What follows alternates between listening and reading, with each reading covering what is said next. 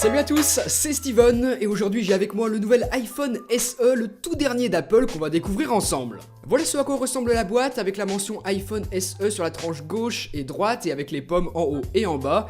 Et à l'arrière on retrouvera bien sûr le contenu de la boîte et la capacité de stockage que vous aurez choisi. Vous avez le choix entre 16 ou 64 Go. Bref, c'est parti, sans plus attendre, on va déballer tout ça. Comme d'habitude, on enlève les petits blisters de protection qui recouvrent la boîte et ensuite c'est parti. Soulevons doucement le couvercle, hop, et voilà, le voici l'iPhone SE. Comme d'habitude, on a un film de protection sur la face avant, ensuite on peut sortir l'iPhone de sa boîte, on retire encore une fois le deuxième film de protection sur la face arrière et ensuite le voici. Voilà ce à quoi il ressemble cet iPhone SE dans sa nouvelle couleur rose. Sur la face avant, juste en dessous de l'écran, vous avez le bouton d'accueil et qui sert aussi de capteur d'empreinte digitale, le bouton vibreur silencieux et les boutons de volume sur la tranche gauche, la pomme d'Apple au dos et avec la mention iPhone SE tout en bas. Hormis la couleur rose, depuis l'extérieur, c'est la seule chose qui vous permettra de le différencier du 6S.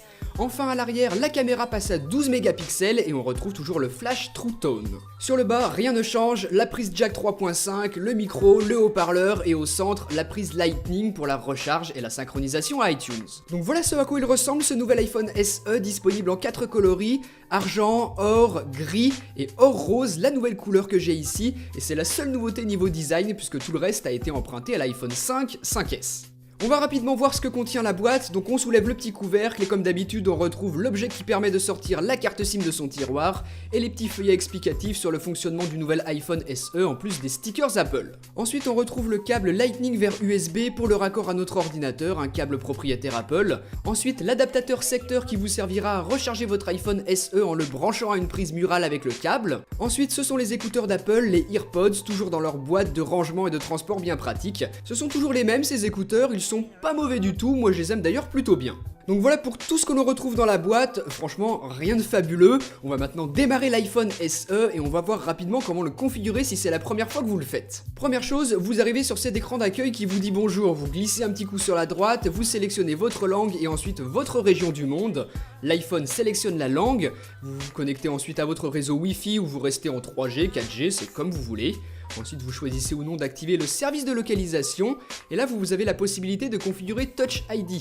C'est le capteur d'empreinte digitale, capteur biométrique de l'iPhone SE qu'on retrouvait d'ailleurs sur le 6, le 6S, le 5S, c'est un capteur qu'on ne présente plus qui fonctionne très bien. Ici dans ce premier écran de configuration, on vous invite à enregistrer une seule de vos empreintes, mais ensuite, une fois l'iPhone complètement configuré, dans les réglages de l'appareil, vous pourrez ajouter 4 autres doigts. En plus de votre empreinte digitale, on vous invite à entrer un code de sécurité à 4, 6 chiffres ou alors avec des lettres si vous le souhaitez. Mettez pas vraiment le même que moi j'ai choisi 1, 2, 3, 4, 5, 6, c'est pas du tout sécure du tout. Ensuite, vous arrivez sur cet écran qui vous propose de restaurer vos données. Donc ça c'est très important, vous pouvez les restaurer à partir d'une sauvegarde iCloud, à partir d'une sauvegarde iTunes, définir votre appareil comme nouvel iPhone si vous le souhaitez ou même migrer vos données depuis un smartphone Android. Donc ça vous permet de transférer très rapidement le contenu d'un autre smartphone. Moi je l'ai choisi comme appareil neuf, je vais pas me connecter tout de suite à mon compte Apple. Ensuite on nous affiche les conditions générales d'utilisation que vous pouvez lire si vous avez envie ou alors les accepter simplement comme ceci. On passe à l'étape suivante et la configuration de Siri, l'assistant vocal d'Apple qui maintenant reconnaît notre timbre de voix. Je vais pas le configurer ici, on pourra le faire ensuite plus tard dans les réglages. Choisissez ou non d'envoyer vos données à Apple et ensuite, voilà, c'est tout bon, on peut démarrer et hop, terminé, on se retrouve sur l'écran d'accueil de notre iPhone SE qui tourne sous iOS 9.3, la dernière version.